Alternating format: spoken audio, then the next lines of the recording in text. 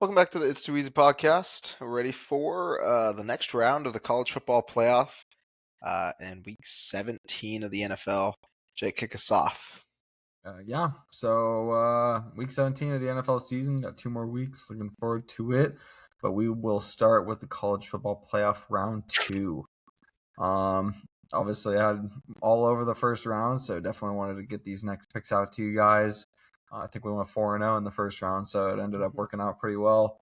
Hope you bought Oregon down to 16.5 like I told you, because they ended up giving up like 28 points in the second half to JMU. So ended up covering in the end there. Hopefully you guys had a good weekend last weekend. First game we'll start with is Miami and Ohio State. Don't have too much to say about this game. I think this is going to be a pretty defensive-focused game. So I think that both these defenses are going to show out. I think Ohio State's going to have a little bit of better chance with the ball in offense. But I think this is going to be about which team really wins the game at the line of scrimmage. And I expect that to be Ohio State. So I'm going to take them at 6.5. Ohio State minus 6.5. I believe that's right around where the line is. It could be a little bit higher. But yeah, I'll stick with Ohio State at minus 6.5. Yeah, this game's going to be fascinating if Miami shows up defensively the way that they were able to contain Texas A&M. We mentioned it. Marcel Reed had to be contained if they wanted a chance to win. Held them to 15 carries for 27 yards. They pounded the rock. They kept the game interesting. Mark Fletcher, I think, had 170 on the ground. And Carson Beck didn't have to do too much. So I think he's going to have to do a little bit more against Ohio State. I don't think that they're going to be able to run the ball as effectively. I like Ohio State to cover 6.5 as well. I think they'll probably end up winning by 10-14. I'm kind of imagining around a 31-17 score, maybe 31-14. I don't know how Miami's offense is going to be able to go against this Ohio State defense that's been really solid all season long. I mean, even the Big Ten Championship, they only give up 13. So they don't really give up a lot of points, and their offense should be able to win the line of scrimmage, like you mentioned, run the football really well, and they have the best threat in all of college football with Jeremiah Smith. So I think they'll cover the 7. Yeah, right on. Then we got Oregon and Texas Tech. Not too much to say else about Oregon other than the second half against JMU was pretty pathetic after absolutely rolling through them in the first half. It just seemed like they were kind of cruising through to get to the next game. I really don't care if it was the second string or not. The talent that Oregon has on the second string on the defense is still higher recruits than what JMU has in-house. So it was pretty pathetic to watch what happened. I think if they kind of continue that trend and that defense continues to let up a lot of points, I see Texas Tech being able to beat them and most likely beating them in this game. This is the Orange Bowl. I can't remember exactly where it is. I think it's in Florida. And I think Texas Tech's defense is for real. So if they can manage to hold Oregon quite a bit, I think Oregon's defense is a little bit of a question mark. So I'm going to take Texas Tech plus 3.5 in this game. I think it's just going to take a lot of work from the coaching staff in order to get Oregon on the right trajectory in order to make a deep run. Otherwise, they don't want to play Indiana next or Alabama next. So I'll just stick with Texas Tech plus 3.5 here. I think they've only matched up once before, and it was a year or two ago in Texas Tech. But Oregon did end up coming away with a win, 38-30, I believe. But Texas Tech kept it interesting. I think actually had a lead up until I think there was a pick six to end the game, which gave Oregon a chance to pull away there. I want to say that was also Baron Morton as the quarterback for Texas Tech. So I'm sure he's probably going to want a little bit of revenge. Again, this year they have a lot more talent. I think they had the number 1 recruiting class this year. And it's shown really defensively. They have 2 of the best linebackers in the game. A lot of turnovers. I think they have the best turnover margin or one of the top in all of college football. They've been really good all season long, other than the one game that Morton didn't play, which was against Arizona State. They lost that. So it'll be interesting. They are coming off a rest, and we saw last year that all 4 teams who rested ended up laying an egg, Oregon included. I think Oregon needed a little bit of a kickstart. We mentioned that, getting someone to warm up with, getting that momentum, having their home crowd into it. I'm going to stick with Oregon on the money line, but I don't love it. Yeah, right on. Then we got Alabama and Indiana. Not too much to say. I think that Oklahoma absolutely choked away the game in the second half of the second quarter. blocked punt that resulted in getting Alabama started, and then pick six in order to tie the game at halftime. I think they just lost all their momentum. I think it was pretty clear from the moment that game got tied in the second quarter that Alabama was going to win that game, even in Oklahoma Stadium. Got to be pretty dejecting for Oklahoma fans. I mean, they had a 17-0 lead with everything going in their favor to start the game, and the fact that everything just kind of fell apart was a shame for sure, especially after beating Alabama in Tuscaloosa earlier this year. But Alabama and Indiana, I don't think Indiana's going to do the same thing. I think they're a much more solid team than Alabama this year. We've seen Alabama's flaws in these last few games in the first half against Oklahoma and then against Georgia in the SEC championship. If Indiana can manage to rush the quarterback and hold the run game, then Alabama's not going to stand much of a chance.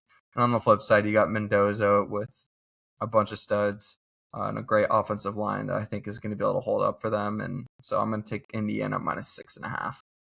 Yep, I'm going to take Indiana -6 as well. I think that they'll come away with a win. I don't think they'll blow them out. I don't think Alabama's just going to lay over. But I do think that they'll probably end up winning by around 10, maybe 34-24, something along those lines. I think their defense is pretty solid.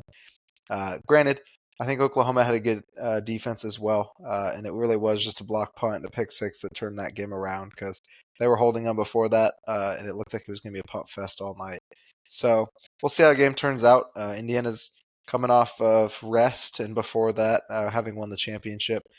So hopefully they don't come out flat. If they do, you might be able to get Indiana with a little bit better value in the end of the first quarter or something like that. But I do think they'll still end up covering 6. Yeah, for sure. And then last game in the quarterfinals, we got Ole Miss and Georgia. This is a matchup we saw earlier on this year. I think the final score was like 43-35 or something along those lines. Ole Miss was up big at one point in the game. I think 2.5 scores, and Georgia ended up coming back to take them out. I think Ole Miss is definitely going to have something to prove, and I think that Georgia's offenses can be a little bit suspect. But I'm just going based on what I saw in the SEC championship game, and Georgia's defense, along with Ohio State's, looked like easily the two best in college football. And I think that they're not going to have a problem here with Ole Miss. I do think that their offense isn't going to have to do a whole lot as long as they run the ball. Gives them 10, 15-yard plays down the field in the passing game. I think that Georgia will be able to hang with Ole Miss and outscore them in this game. I think that their defense is just going to be able to hold Ole Miss to little to nothing. I think I'm very interested to see how Ole Miss's offense performs without Lane Kiffin because he's definitely an offensive mind. So we'll see what happens, but I'm definitely going to stick with Georgia -6.5 in this game. I think I'm going to buy Ole Miss up to +10 and take it. I think that coaching is going to play a big factor in this game, so Georgia should end up winning it, similar to what happened earlier in the year. But Tulane gave up a lot of points early, and I think that was really interesting, and I think that was really good for Ole Miss to see that even without Lane, they're able to go out there and score the ball quickly. You mentioned it, that they have Q and Lacey, one of the best running backs in all football. He broke a 50-yarder to start the game, open up the rest of the field, and they went out and dropped another 40-piece. So I don't know if they'll get 40 against a Georgia defense in a game that's going to probably be slower paced with a lot of running as both teams try and win it in the trenches. But I do like Trinidad Chambliss. Yeah, Chambliss. Yeah. And he's been around for a while. I think he actually won a playoff game a couple years ago with a different program. And he looked good in the first game. He's a dual threat, and I think that him using his legs and Q and Lacey being a good threat on the ground is going to give him a chance to at least keep the game close. Yeah, right on. Then we'll transition over to the NFL. First game is Cowboys and the Commanders on Thursday night, Christmas game. I believe it's in the morning. Washington now lost Mariota, so they're down to their third string quarterback. I think it's going to be a pretty tough game for them, and the Cowboys easily handled them last time. I know this line started pretty low, and now it's jumped up to 7. I'm just going to take the Cowboys at 6.5. I think they're going to be the better team in this one, although their defense has clearly been probably one of the worst in the league. But against the third string quarterback, I'd imagine they'll be able to give them at least a little bit of a tougher time. And I think that Dak will have the boys scoring and just trying to win these last two games to give them some momentum and possibly give them a landing spot for some free agents on the back half of his career. So I'm going to take the Cowboys -6.5 in this one. Yeah, I think the Commanders have shown pretty much nothing offensively nor defensively the last couple of weeks. The Cowboys can at least score the football. Defensively, can't necessarily stop a cold, but you don't have too many threats on the Washington offense, especially with a third string quarterback throwing them the football. I don't expect them to get too much going. Cowboys should be able to cover a score. Yeah. Then we got the Broncos and the Chiefs, another team that is now on their third string quarterback, Chiefs. Poor Gardner Minshew. Doesn't look like he tore his ACL, but his knee is all kinds of messed up, and so he definitely won't play. Broncos lost Pat Bryant. And it's a pretty tough game, and he's been kind of in and out of injury the last few weeks. So that's a tough loss for them. It was a pretty scary hit on the last play of the game. So hopefully he'll be all right for the playoffs. But I'm going to take the Broncos minus 9.5. The line's at 13.5 right now. I just think that's a little bit too much for the Chiefs being at home in this game. It's still an in-division game. But I do think the Broncos are going to be the better team. They're still trying to vie for that 1 seed. And I'd imagine that loss against the Jags last week is going to be, let's just say, a big shot in the side to let them know, like, hey, we're not what we think we are. We still got a lot of work to do. And we're going to need this first round bye in the playoffs so that way we can get ready. And so I think the Broncos need to win these next 2 weeks, especially against the Chargers next week. But this one, nonetheless, because we know the Patriots have a pretty easy schedule here to round out the year. So the Broncos definitely need to win these last 2.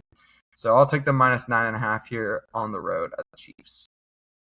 Yeah, I like that as well. I'm kind of leaning on an under as well. I don't expect a lot of points coming, especially from the Chiefs side. I really couldn't imagine them scoring 7 with Chris Oladipo against this Broncos defense, which again, they didn't look great this week. But I don't think the Chiefs have much left to offer. I think Rashee Rice is still out. Who knows if Trav's going to play, and a third string quarterback that you haven't heard of probably won't get it done. So I do kind of like a under 36.5. I also would therefore imagine that the Broncos do end up covering at 13, but I'd say it's a safe bet to buy it down. Yeah, right on. Then we got the Lions and the Vikings. I believe this line is at 7 for the Lions right now on the road against Minnesota. JJ McCarthy's gotten it going a little bit the last few weeks, so I do got to give him his props there. But I think this Lions team that's still in the race for the NFC playoffs will have a chance with the Packers potentially not having Jordan Love, not having Micah, and just missing a little bit of important pieces. And their playoff hopes are going to be on the line here the next couple weeks. I think that the Lions are going to be the better team here against the Vikings. I just think that they got to keep this playoff dream alive. I do think they're going to be a dangerous team in the playoffs, so we'll see what happens. But hopefully they can get to that 7 seed, taking the Packers out of it without that defense performing as well as they can. So I'll take the Lions minus 5.5. I'll buy it down from 7. I believe the Vikings have the potential to keep it close, but I just think the Lions are going to be able to get it done in the end. Yeah, I think Lions will probably come away with the win. I do remember watching a couple of highlights. I think it might have even been on one of the Netflix documentaries, Receiver, where it was Amon-Ra and Jettas both being reviewed, and they were both just torching each other's teams. And Jettas hasn't really gotten in the end zone much this year. He's still been consistent, I think, getting close to 1,000 yards, and Amon-Ra has been solid. So I think both of them have a chance to have a really good game. Neither one of these defenses has been too impressive throughout the course of the year. The offenses both are pretty healthy for the most part. So it'll be interesting to see if each O-line can hold up against the defensive fronts and the pressure that Flores is going to bring and Aiden Hutchinson will bring on the other side of the football. I think it'll probably be more of the high-scoring end, but I do think the Vikings will be able to keep it within probably 10. So I might buy it up to 10 or wait till I bet the game. But I think that they'll probably keep it close at home. Yeah, right on. Then we got the Texans and the Chargers. I believe the Chargers 2.5 point favorites here at home in this game. But I'm on the opposite side this week. I'm taking the Texans money line. I think they're one of the hottest teams in football right now. They seem to have figured out kind of what their game plan needs to be offensively, and their defense continues to perform. I believe that this is the best defense in football at the moment. They're playing the best. I believe they're on a 5-game win streak. CJ Stroud's 7-game win streak. CJ Stroud's really got this team playing good ball. They're definitely going to be a scary team to play in the playoffs with how good that defense is, especially in the secondary. And their linebackers and line are also incredible. So I'll stick with the Texans on the money line this game. I think the Chargers' luck is going to run out a little bit this week, and I think that this will solidify the playoff position for the Broncos if they can manage to beat the Chiefs. I'm going to be on the other side of this one. The Chargers have looked really solid at home. I think that they're going to get it done. I think this is a big game for them. Staying alive for a chance at winning the division because I believe they're only one game back of the Broncos, and I think they match up in the final week as well Yep. in Denver. So that'll be interesting if they can win this and find a way to keep it, giving themselves a chance in that final week. Texans are due for a loss, but they have looked phenomenal, especially on the defensive side of the ball. They got a quick pick six against Geno and then still barely ended up pulling it off this week. So it'll be interesting to see how it goes. I know they opened as favorites. Now they're underdogs, so I don't hate the points. Pretty small over-under. I want to say it was 38 or so. So maybe they're looking at a 20-17 kind of matchup. I wouldn't be surprised. Something along those lines. But I do know that Keenan Allen has $1.5 million in incentives in the next 2 weeks to get in the end zone twice and to get, I want to say, 112 more yards and 11 catches. And so you could see him getting the ball quite a bit. If not him, you got Ladd on the other side. Omarion's been back and getting healthy. And so their offense, I think, has opened up quite a bit, especially clicking on all cylinders was Quentin Johnston back this week against the Cowboys. So I think that they might be able to get at least enough momentum to get a win at home against the Texans. Yeah, right on. Then we got the Ravens and the Packers. Talked about this one a little bit with you before the podcast. We don't really know the status of Lamar Jackson. He did not practice today. And we don't really know the status of Jordan Love either with the concussion protocol or whatever he's dealing with. So this is a very interesting game. I think if Lamar Jackson plays, it doesn't matter what the Jordan Love situation looks like. I'll take the Ravens plus 3.5 in this game. And then if he does not play, I'm definitely going to be taking the Packers minus 2.5 here at home. So I would definitely keep your eyes on that if you're a sports bettor. This is definitely one of those lines that's going to be flip-flopped immediately once we get a status report. So if you get some sort of inside information, I think this is a great game to get a hold of early. And then obviously live betting, I think this game will also be great. So yeah, that's where my head stands on this one. Yeah, I'm not going to touch this game. I already have enough pending with the Ravens potentially missing the playoffs if they do lose. I also am rooting for the Packers to get the win and knock the Lions out of the playoffs. So we'll see. I'm going to be rooting for the Packers, but I'm not going to touch it, especially since we don't know if either quarterback's going to play this game. Yeah, for sure. Then we got the Steelers and the Browns. Not too much to say. I'm just going to take the Steelers at minus 2.5. I believe they clinch the division if they win this game. So it's a very important game for them, and it's against the Browns. So I think no better time to go and take it.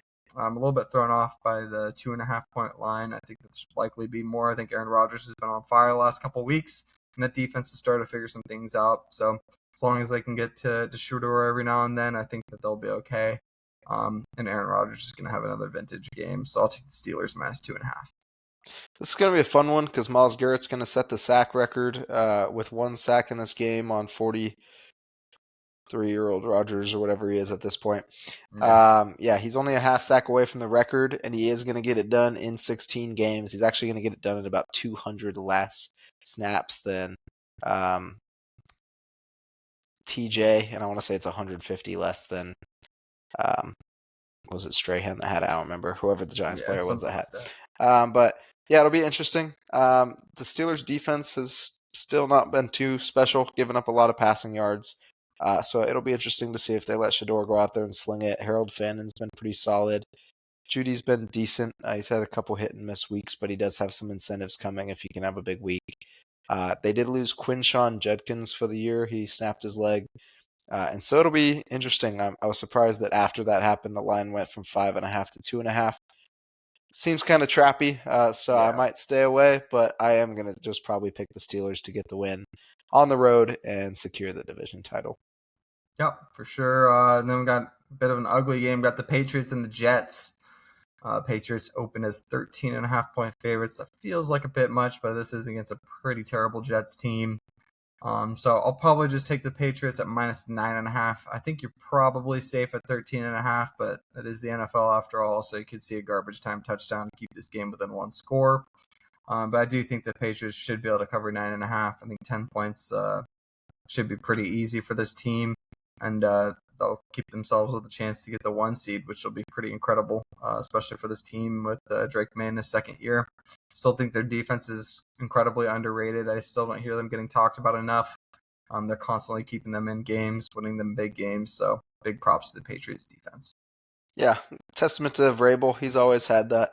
Run the football well, have a good defense, have a chance to win football games, and they keep finding ways to do it. I know that they've only played 2 teams over 500, but they're winning who's in front of them, and that's all that you can ask from them. So that looks good. I know Travion Henderson left in the last game against the Ravens. I don't know if he's going to be back yet. I don't think he practiced today.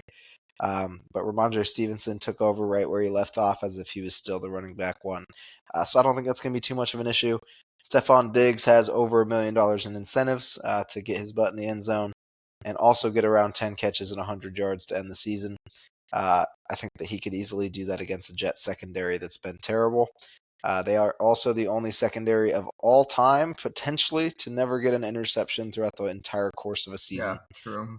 It's been 15 weeks and they still haven't gotten a turnover. So we'll see how it goes. I doubt Drake May is going to be the one to start that trend, but maybe they get a tip ball and shock the world. But I do think the Patriots should be good enough to cover probably 10. The Jets have been terrible. They're letting Brady cook, and Brady shouldn't be cooking. So if they put up 20, they should be able to win by 10. So I do like buying it down as well. Yeah, for sure. And then we got the Saints and the Titans. The Saints have actually won a few games over the last few weeks. Been a pretty fun team to watch, taking out the Bucks and then taking out the Falcons. And then again, winning last week, I believe against the Giants. I can't remember exactly who it was. The Saints have looked pretty good over the last few weeks. I don't really have too many leans for this game because the Titans actually did look all right against that banged up Chiefs team last week. So if I had to pick any and have a lean, I would take the Saints at -2.5 in this game. But I don't feel all too great about it just because I know the Titans are looking to get a couple wins and try and get some momentum in their favor to get rolling into next year with Cam Ward in year 2. I'm going to take the Saints. They have won 3 straight. They're up to 5-10. We talked about it going into last week, thinking that they were going to get another win, just because everything that they're doing seems to be getting confidence in their coach and in their players to try and motivate them for next year, thinking that the picks probably aren't going to matter early, especially with the quarterbacks. And so they're just kind of sticking with what they got, letting Chris Olave ball, which has been fun to watch. Taysom's in one of his last games, probably as a Saint. And then the Titans are 3-12, I believe. At this point, I think you may as well tank to try and get a better pick to support your team and support your young quarterback for next year. I don't even know if they have a coach that they have picked out to take over completely for next year. And so I wouldn't be surprised if they just kind of rolled over, gave up, especially near the end of the game, and let the Saints take it. So I'm going to take the Saints on the money line. Yeah, right on. Then we got the Jags and the Colts. Colts with Rivers were not bad last week against that Niners defense, but Brock Purdy throwing for 5 touchdowns, and that offense was just clicking on all cylinders for the Niners. So that was a bit of a bummer for the Colts, but they're back at home again against this Jaguars team that's extremely hot. I think they've won like 5 or 6 in a row, and they've managed to put themselves in a good playoff position. I think they're 11 wins, which is pretty incredible. 11-4. So, yeah, great Jaguars team. I don't expect much different from this team here. I think the Jaguars, I'm going to take them -6.5 in this game. I think they're going to be the far superior team. I think they're still vying for a 1 seed in the AFC, which could very well happen if they can get some help. And, I love the way this team's been looking. I think they did a really good job reforming the wide receivers with some trades and getting Jacoby Myers, getting Tim Patrick from a couple different teams the last year. And then Parker Washington's looked incredible over the last 3 or 4 weeks. So definitely a team that you want to pay attention to because their defense just seems like they've kind of nonchalantly stumbled into being one of the best in the NFL this year. I think they're also another one of those teams like the Patriots that's just not getting enough talk on the defensive side of the ball. And Trevor Lawrence has been managing to get them in the end zone. There were 4 out of 5, I believe, in the red zone last week getting in the end zone. So definitely a team to look out for in the playoffs. They've got some experience now. Trevor's been around the playoffs a couple times. I believe he's beaten the Chargers before in the playoffs. So he's got a little bit of experience, and this team can definitely make a bit of a run here if they can continue this momentum. Yeah, they've been fun to watch. Trevor Lawrence has 10 touchdowns in the last 2 games. I believe he's at 16 in the last 4. They've been scoring the ball really well. Last time they played the Colts, ETN had 75 on the ground and 2 more touchdowns. You mentioned it. I think that Jacoby Myers trade was huge for them. He's been a consistent weapon for 5 years, maybe even more, getting 800 yards every season. And the Raiders were just wasting him over there. So a good replacement with Travis Hunter having gone down, Parker Washington's really stepped up in that role as well. And surprisingly, Brian Thomas Jr. has still been really quiet throughout the whole season. Non-existent, yeah. Rookie year last year, ended as the fourth best receiver in the league, and he's there on the same roster, but you wouldn't necessarily know it. Brenton Strange has taken a good role as a tight end, and their offense is clicking. So it'd be hard to see the Colts win this, but they do have a 2% chance at the playoffs, and it's going to take them winning this and then beating the Texans at home. They'd end up with the same conference, same division, and same record as the Texans, so it would go into strength of victory depending on which teams they won, and that's their only hope is if they end up having a higher strength of victory. So I don't expect that to happen, but I do think because there's a chance Phillip Rivers is still going to play, he did look pretty solid this week against the Niners. If it wasn't for a fumble off the kickoff to start the game that put him down, they wouldn't have been playing catch-up the whole time. It would have been pretty much tied, and they would have had the lead back and forth, and then the pick six at the end kind of just did them. But I'm going to take it plus 7.5. Season's on the line. They've already lost 5 straight after being 8-2, which is tough. I wouldn't be surprised to see them lose again and Jags get to 12-4, but I think they might be able to keep it close. So I'm going to take plus 7.5. Yeah, right on. Then we got the Bucs and the Dolphins.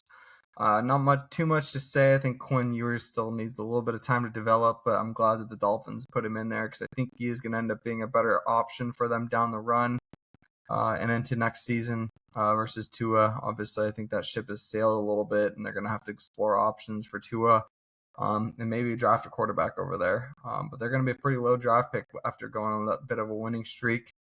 I don't expect them to win this game. I think the Bucs are going to be the overall better team. They've gotten a lot of guys back from injury, but they've just been terrible the second half of the season.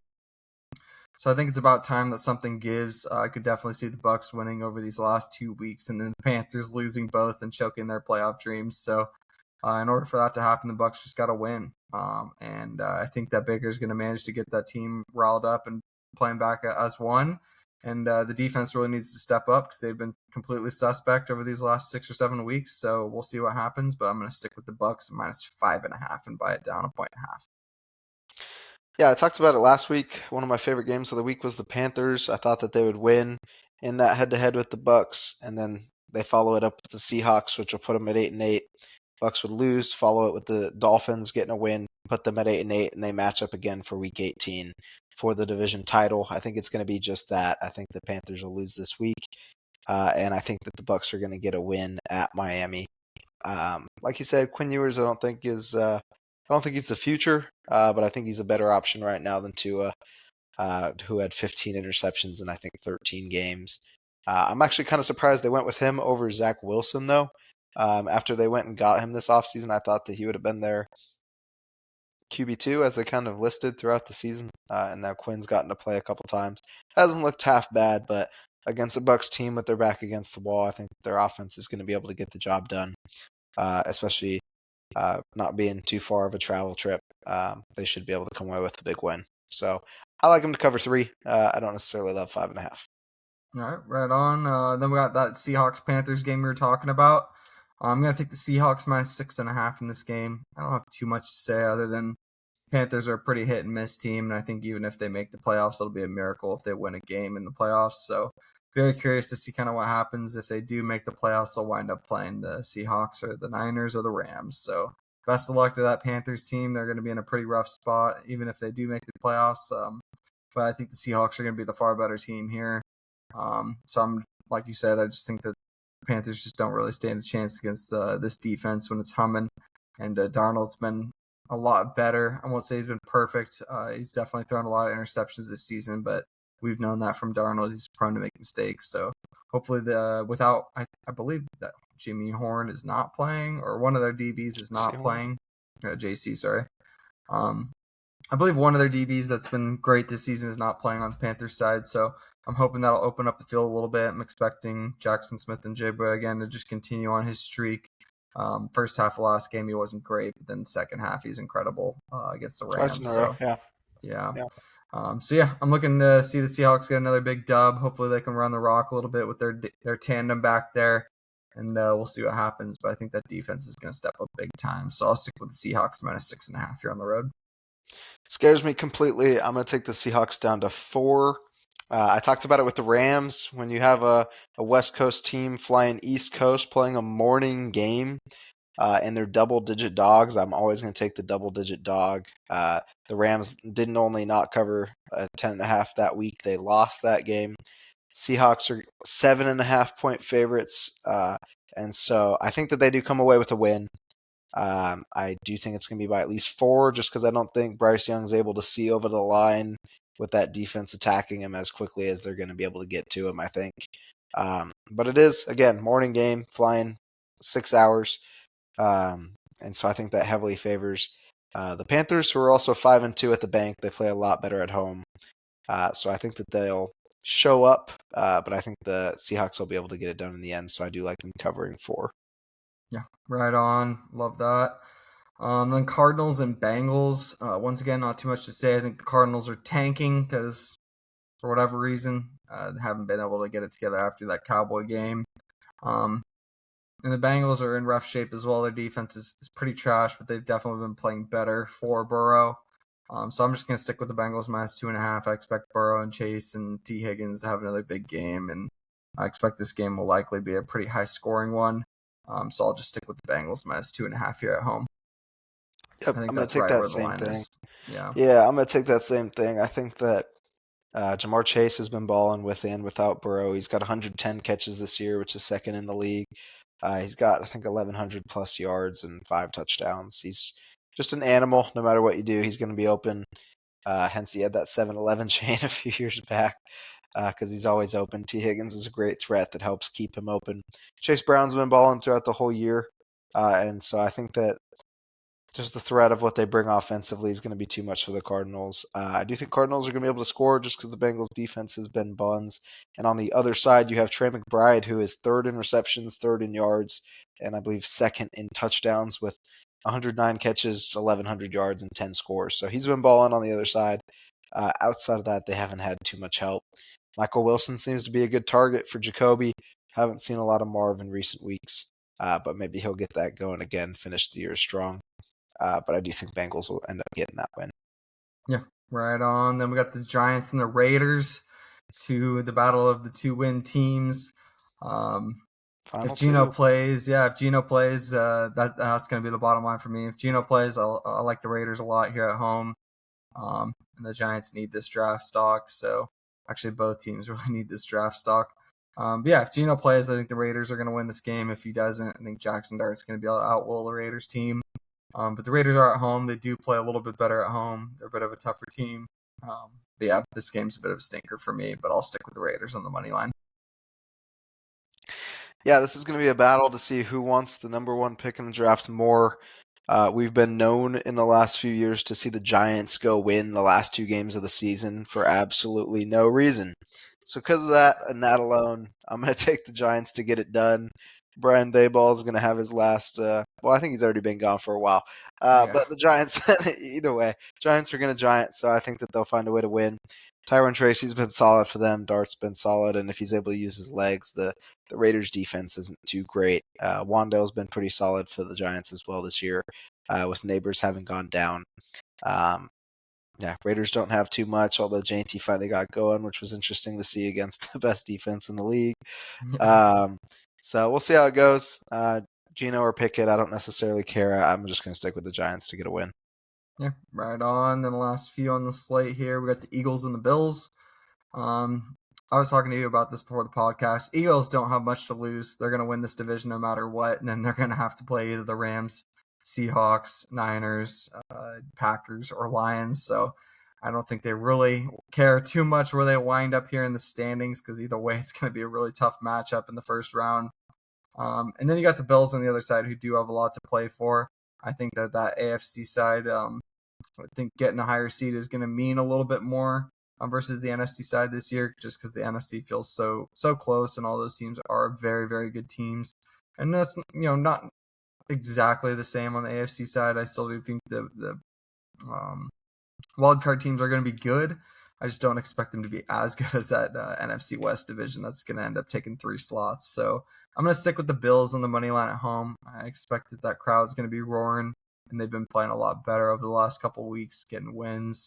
I think that Josh Allen's going to be able to cause some problems for the Eagles, and I think that Jalen Hurts will struggle a little bit more against this Bills defense on their home turf. So for that reason, I'll just stick with the Bills on the money line. I expect James Cook and Saquon to get going in this game early.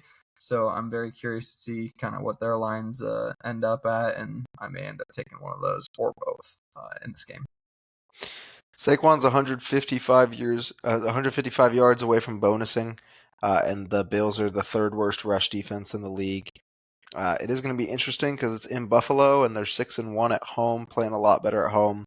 Probably going to be snowing out there. But I know that the Eagles' front has been a lot better. So if they can limit James Cook at all and Josh Allen running with it, I think they'll be able to keep it interesting and have a chance to win.